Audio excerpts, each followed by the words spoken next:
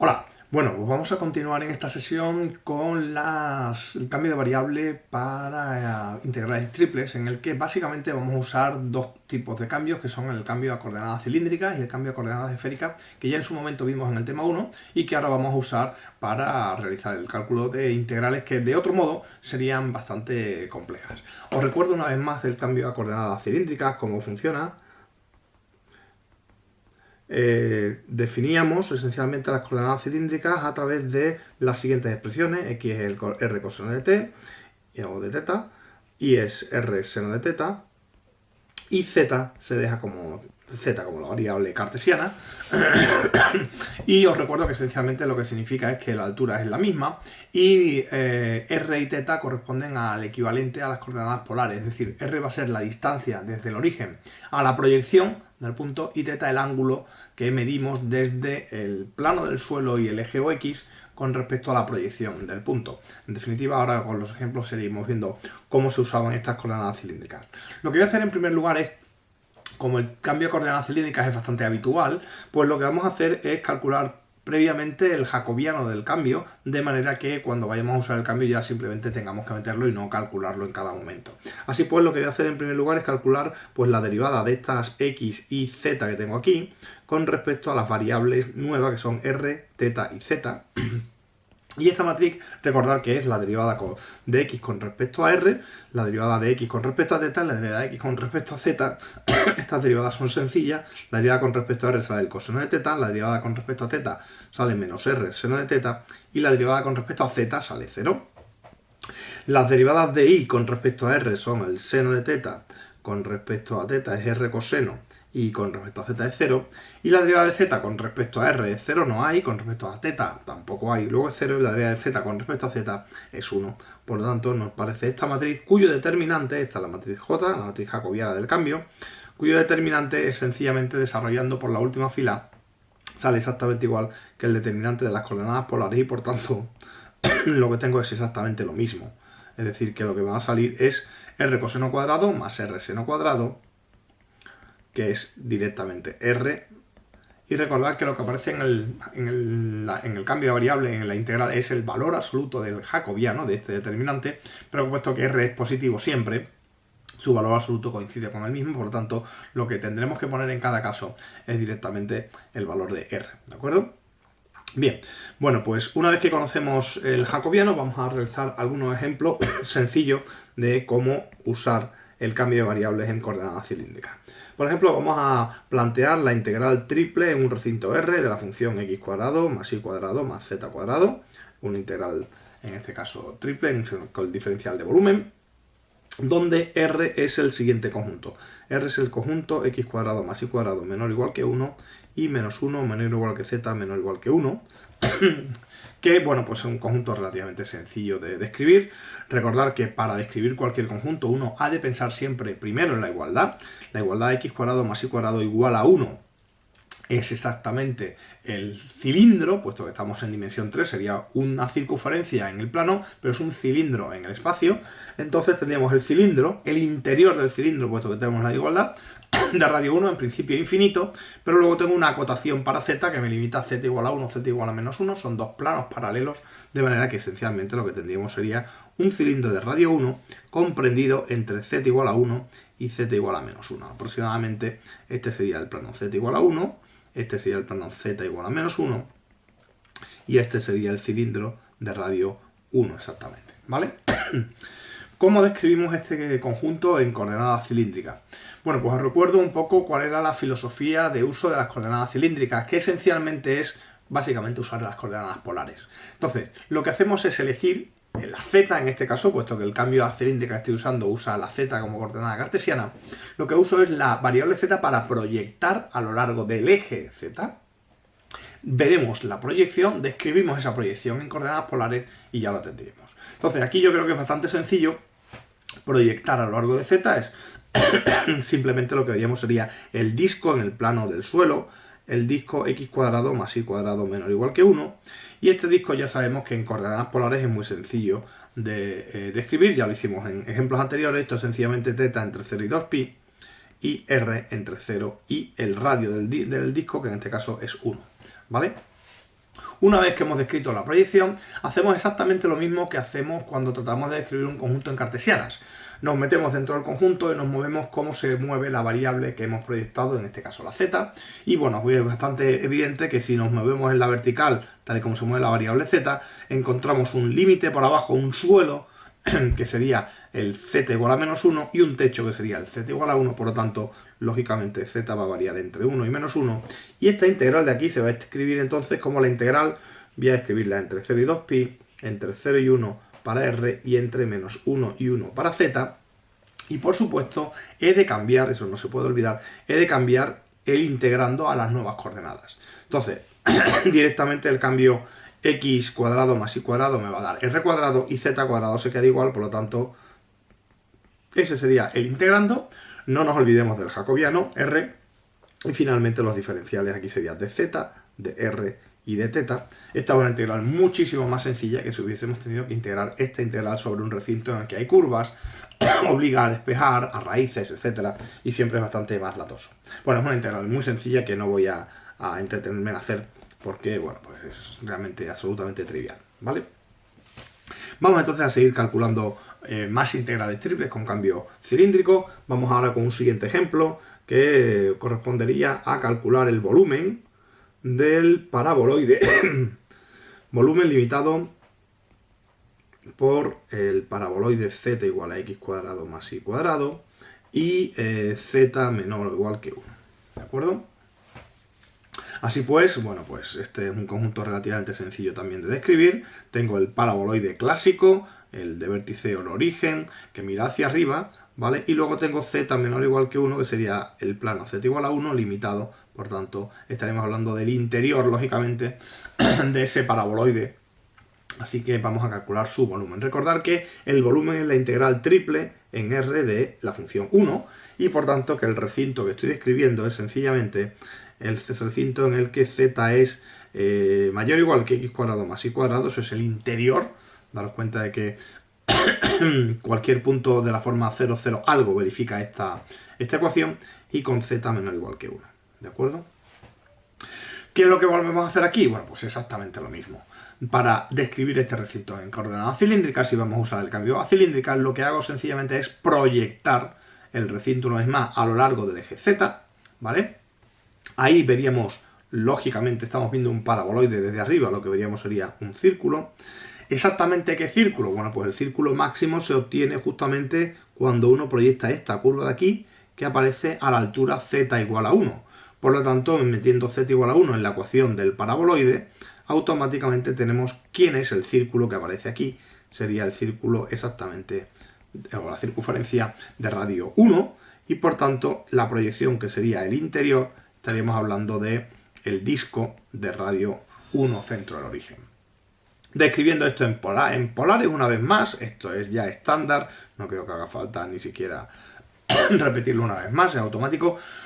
Sí que os advierto contra las inercias que nos llevan a que cada vez que vemos un disco terminamos escribiendo esto, y hay que tener cuidado de que aquí lo que aparece siempre es el radio, ¿de acuerdo? Así que por favor tened cuidado con no coger siempre radio 1, a veces no es radio 1 y hay que especificarlo correctamente. Y ahora sí que es un poquito más delicado la z, no mucho más, porque ahora lo que tengo que hacer es volverme a meter dentro del conjunto y moverme tal y como se mueve la z.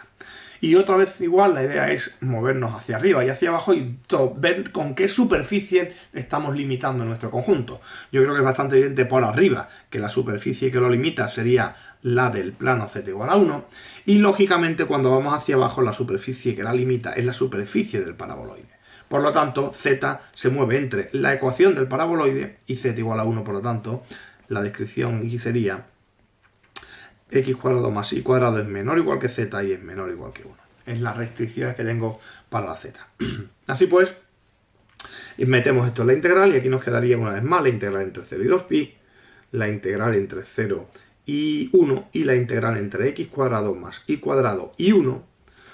No olvidaros una vez más del jacobiano y los diferenciales de z, de r y de teta. ¿Vale? Esa es, bueno, pues una forma de verla. Hay una segunda opción que a veces es habitual verla en ciertos sitios y que se puede usar y es bueno entenderla, aunque yo visualmente prefiero proyectar siempre a lo largo del eje Z y ver la proyección y escribirla en polares, pero en cierto tipo de conjuntos, especialmente en los conjuntos que son de revolución, es decir, que esencialmente si uno los rota con respecto al eje Z, el conjunto es exactamente el mismo, como por ejemplo este, tengo un paraboloide, si yo lo pincho en el eje Z y le doy vueltas, el paraboloide no cambia. Entonces, en esos conjuntos de revolución, en lugar de verlos proyectando en el eje Z y describiendo la proyección y luego la Z, podemos hacer un corte vertical, ¿de acuerdo? Un corte vertical y describirlo de forma ligeramente distinta. Es decir, puesto que el conjunto es de revolución, automáticamente el ángulo θ varía entre 0 y 2π, da toda la vuelta, y además todo lo que le pasa al conjunto es independiente de θ, porque da igual el ángulo que cogemos, siempre vamos a ver lo mismo. Por lo tanto, el θ no aparece o no influye más que en que se mueve entre 0 y 2π, no aparece nada más. Y ahora, si uno proyecta, en este caso, o corta verticalmente, más que proyectar, aquí lo que hacemos es hacer un corte vertical del conjunto. Lo que veríamos, lógicamente, sería el paraboloide, esto sería un plano, por ejemplo, de XZ, ¿vale? Veríamos la curva del paraboloide y la tapa, y el conjunto que estamos hablando es del interior. Bueno, realmente veríamos todo esto, ¿de acuerdo? Pero en realidad daros cuenta de que esta parte de aquí correspondería a haber rotado θ hacia allá. Por lo tanto, en realidad solamente necesito ver la mitad, lo que ocurre en un cuadrante, porque lo que ocurre justamente detrás suya es justamente lo que hace que θ rote. Por lo tanto, como sabemos que θ rota a lo largo de toda la vuelta, ahí realmente no nos interesa. Entonces, lo que habría sería esta curva del paraboloide y esta tapa de aquí. Antes lo que hemos hecho es proyectar, describir la proyección y luego movernos en Z. Ahora voy a hacer un poco distinto, ¿de acuerdo? Ahora me voy a mover en Z y voy a ver cómo varía la R. Porque observar que la R es siempre la distancia al eje, ¿vale? La distancia al eje. Entonces, θ aquí lo describiría como si fueran cartesianas, entre 0 y 1, lo estoy acotando ahí, así que aquí θ valdría entre 0 y 1, ¿bien? Y fijaros que para cada valor de θ que tengo, la R se mueve entre una distancia que parte del eje, o sea que parte de 0, y llega siempre hasta la ecuación del paraboloide. Así que el límite inferior para la R es 0, pero el límite superior está limitado por la ecuación del paraboloide. Pero claro, el paraboloide en coordenadas esféricas, en coordenadas cilíndricas, recordad que z igual a x cuadrado más y cuadrado, en coordenadas cilíndricas se escribirá como z igual a r al cuadrado. Si yo de aquí despejo la r, lo que me queda es la raíz de z, más o menos, pero el menos no tiene sentido porque r siempre es positivo, por lo tanto quedaría la raíz de z y eso me daría el límite. Así que esta integral podéis comprobarla vosotros, que es exactamente igual a la integral entre 0 y 2pi, entre 0 y la raíz de... Perdón, entre 0 y 1 para z, y entre 0 y la raíz de z, perdón, de r de z y de θ. Disculpad, acabo de detectar aquí un error un poco tonto, y es que aquí he escrito x cuadrado más y cuadrado, pero lógicamente debe ser la ecuación cilíndrica de x cuadrado más y cuadrado, ¿de acuerdo? Así que en realidad esto no es correcto, lo correcto es escribir aquí z igual a r al cuadrado, ¿vale? Que es lo que aparecería aquí, ¿de acuerdo? En realidad, lo que he hecho sería algo así como intercambiar el orden de integración en las variables r y z, y lo que me da es esencialmente eso. Esto es, como digo, otra forma de ver lo mismo. En algunos sitios aparece así, hay quien lo prefiere ver así, ¿vale? Pero al final es una cuestión de visualización gráfica de cada uno. Obviamente estas dos integrales han de ser iguales, os dejo a vosotros que lo comprobéis. Proseguimos entonces en el siguiente ejemplo, en el que voy a calcular, un ejemplo más, voy a calcular la integral triple en el recinto R. En este caso voy a usar una función distinta, esta de aquí, un poco aparatosa, con respecto al volumen, y R, de acuerdo, es el conjunto limitado por las siguientes expresiones. Tendríamos, por una parte, x cuadrado más y cuadrado menor o igual que 1, por otra parte z menor o igual que x cuadrado más y cuadrado, y por otra parte z menor o igual, bueno, realmente no es necesario nada más, ¿vale? Porque con eso tendríamos suficiente, ¿vale? Entonces, ¿qué es lo que estamos describiendo aquí? Bueno, pues una vez más aquí tengo un cilindro, aquí tengo un paraboloide, así que la figura es aparentemente sencilla de describir, ¿no? Yo tendría el cilindro de radio 1, ¿de acuerdo? Infinito en principio. Luego tengo el paraboloide, ¿de acuerdo? y observar que estoy hablando del interior del cilindro y estoy hablando, antes la desigualdad mayor o igual era el interior del paraboloide, estoy hablando del exterior, en este caso del exterior del paraboloide, es decir, lo que tendríamos sería esencialmente este volumen que se está generando entre el cilindro y el paraboloide, o sea que viene a ser básicamente como si hiciéramos un molde, ¿de acuerdo? Tengo un cilindro, un paraboloide, el espacio que queda entre el cilindro y el paraboloide, ¿de acuerdo? Esa sería esencialmente la figura que estoy describiendo, ¿vale? Observar que ambas superficies se están cortando. ¿Dónde se cortan? Pues lógicamente cuando x cuadrado más y cuadrado es igual a 1, z es igual a x cuadrado más y cuadrado es igual a 1. Por tanto, se cortan sobre el plano z igual a 1, que sería ese de ahí, ¿de acuerdo? Si lo miramos verticalmente, estaríamos viendo el paraboloide, luego estaríamos viendo aquí el cilindro, y esta sería la altura 1. Y el volumen que tengo es el volumen que se está revolucionando alrededor de esa expresión que tengo ahí, ¿vale? Bien, ¿cómo describimos ahora el recinto? Podemos usar las dos opciones de antes, ¿de acuerdo? Podemos proyectar a lo largo del eje Z y describir la proyección y luego ver cómo varía la Z, o bien podemos... Bueno, aquí hay un pequeño problema, aquí debería ser Z mayor o igual que 0 también, ¿vale? Porque si no, el volumen del cilindro completo sería aquí, así que necesitaría escribir Z mayor o igual que 0 para que acotemos por aquí abajo, si no nos aparecía también el volumen abajo, ¿vale? Que no es el caso, ¿vale? Entonces, vamos a proyectar una vez más. La proyección vuelve a ser la misma, puesto que estamos proyectando dentro de un cilindro, y lo que vamos a ver una vez más es el disco unidad, porque el que se proyecta, el de máximo radio, es este. Así que aquí tendríamos el disco unidad, que sabemos que en cilíndricas es, una vez más, θ entre 0 y 2pi y r entre 0 y 1. Y ahora si nos metemos dentro del conjunto y variamos cómo se mueve la z, observar que por una parte tendría el plano z igual a 0 como límite, ¿de acuerdo? Sería el límite inferior, y el límite superior en este caso viene dado por el paraboloide. O sea que viene a ser un poco como el complemento del volumen anterior. Entonces en este caso z varía entre 0 y la ecuación del paraboloide, que en coordenadas cilíndricas es z igual a r cuadrado, como vimos antes, ¿no? La ecuación es z igual a x cuadrado más y cuadrado, y aquí se convierte en z igual a r al cuadrado, ¿vale? Esta sería una opción, o sea que esta integral nos va a quedar como la integral la integral entre 0 y 2pi, entre 0 y 1 y entre 0 y r cuadrado. La función se convierte en z partido 1 más r cuadrado más z cuadrado, y los diferenciales serían de z, de r y de θ, ¿vale? Esta es una integral un poquito más laboriosa de calcular, esencialmente porque, bueno, pues aquí abajo tenemos, arriba tenemos casi la derivada del de abajo con respecto a z, ¿de acuerdo? Entonces habría que integrar esto como 1 partido por algo, ¿vale? Y luego las integrales que quedan son integrales relativamente más sencillas, ¿de acuerdo? También os las dejo a vosotros, porque son integrales, yo entiendo que relativamente directas, son simplemente un poco de cálculo, y porque ahora mismo me quiero concentrar más en lo que sería la descripción de los recintos y cómo queda la integral, que realmente en hacer este tipo de cálculo de integrales.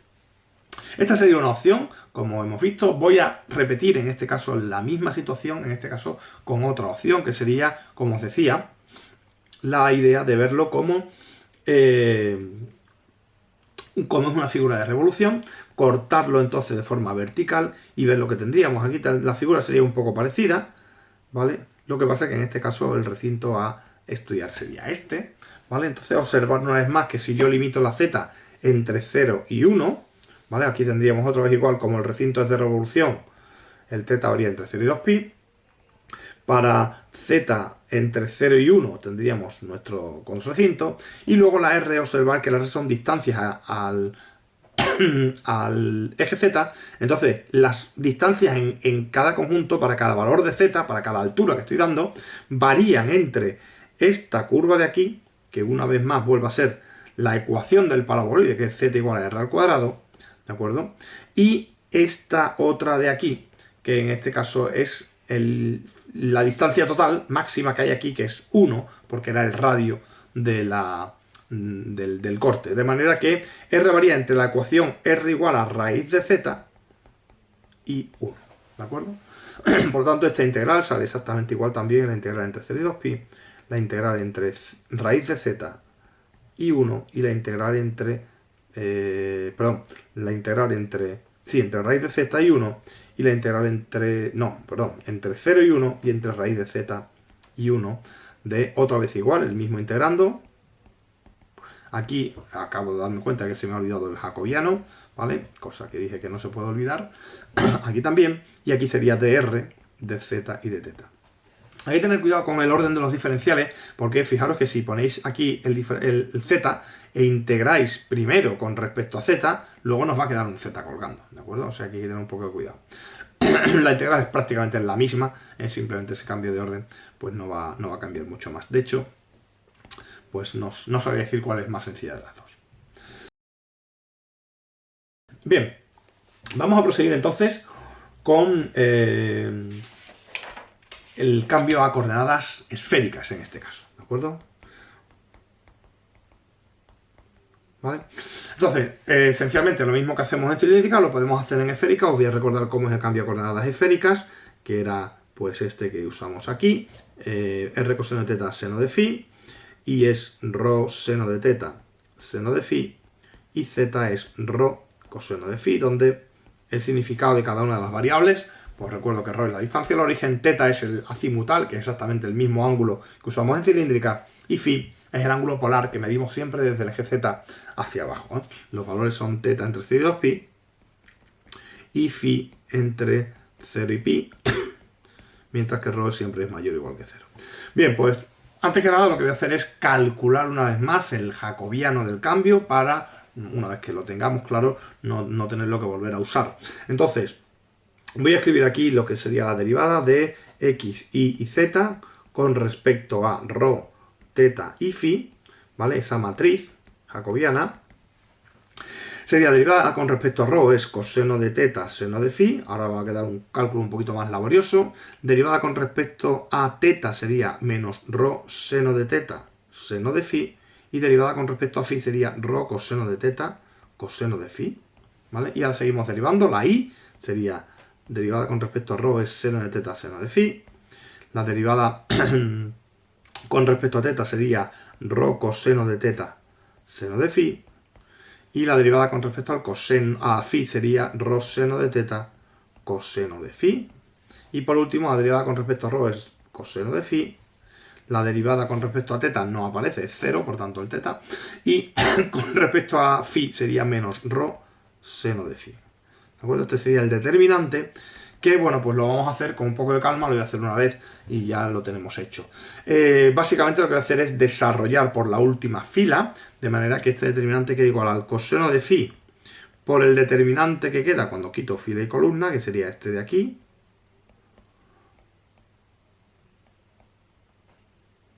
¿Vale?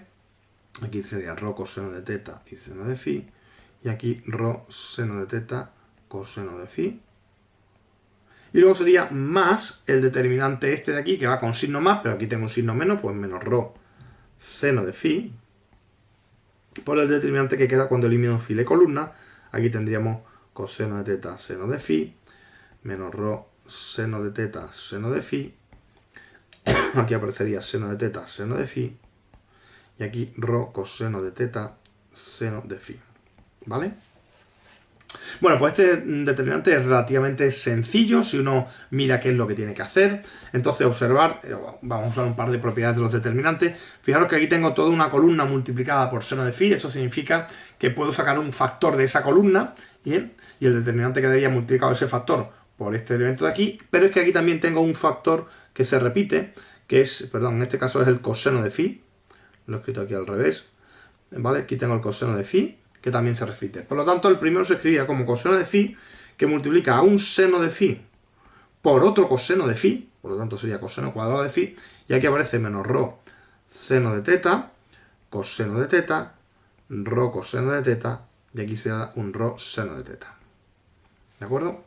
Y del mismo modo aquí tengo un seno de phi, y aquí tengo también otro seno de phi, por lo tanto saldría uno de una columna y otro de otra, salen dos, por lo tanto tendríamos menos rho seno cubo, porque tengo uno y otros dos, seno cubo de phi.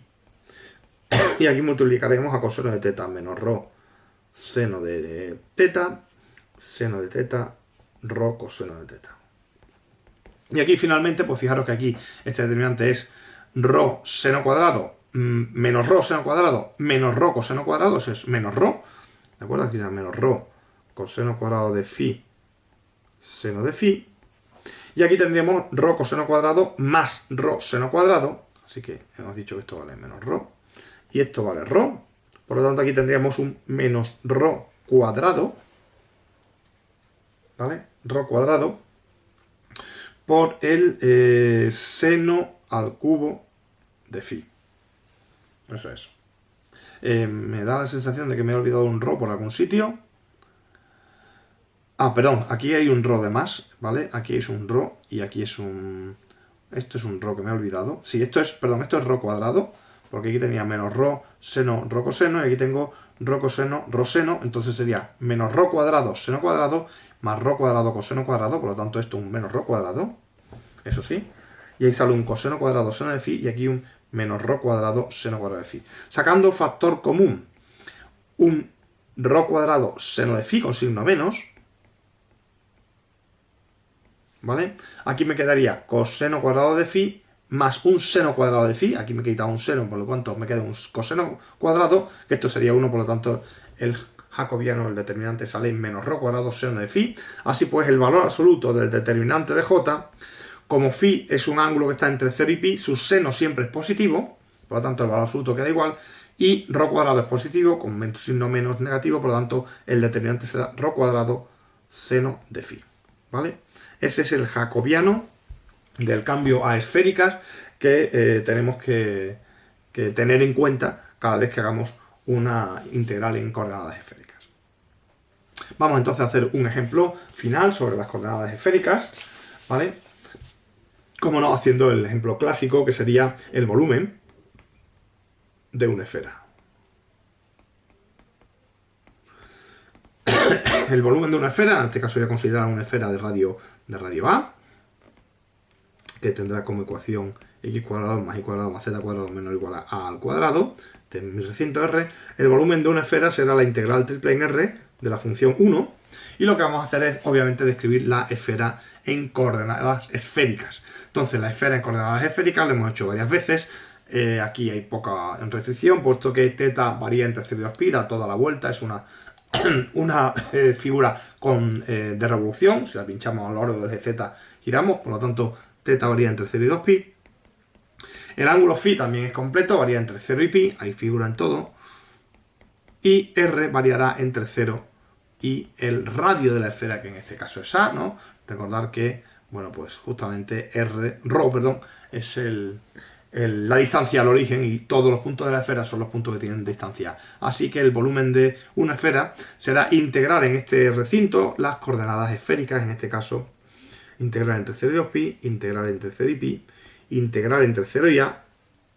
La función es 1, no cambia, pero el jacobiano sí, en este caso sería rho cuadrado seno de phi, diferencial de phi, en este caso es diferencial de rho, diferencial de phi y diferencial de θ, ¿vale? Un poco de cuidado con los órdenes. La vamos a calcular para que veáis que esta integral es absolutamente trivial. Esto sería la integral entre de phi, sería rho cubo partido por 3, ¿de acuerdo? Entre 0 y a. Luego tendría el seno de phi, diferencial de θ, entre 0 y pi y entre 0 y 2pi, ¿vale? Y esto sería, lógicamente, esto es a cubo partido por 3, lo puedo sacar fuera. Luego tendría la integral entre 0 y 2pi, y aquí aparece la integral del seno. La integral del seno, como sabéis, es el menos coseno de phi entre 0 y pi. Y esto sería integrado con respecto a θ. Esto de aquí sería el coseno de pi, que vale menos 1, con un signo menos más es un 1, y el coseno de 0, que vale 1, sería, con un signo menos, sería un más 1, así que ahí sale un 2, ¿vale? Esto sería entonces 2 tercios de a cubo, integral entre 0 y 2pi del diferencial de θ, que lógicamente es la integral de 1, ¿vale? Que es 2pi, por lo tanto saldría 4pi tercios de a cubo que es, como sabéis, el volumen de una esfera. Bien, seguiremos viendo más ejemplos de cambios a coordenadas esféricas en la siguiente sesión. Hasta entonces.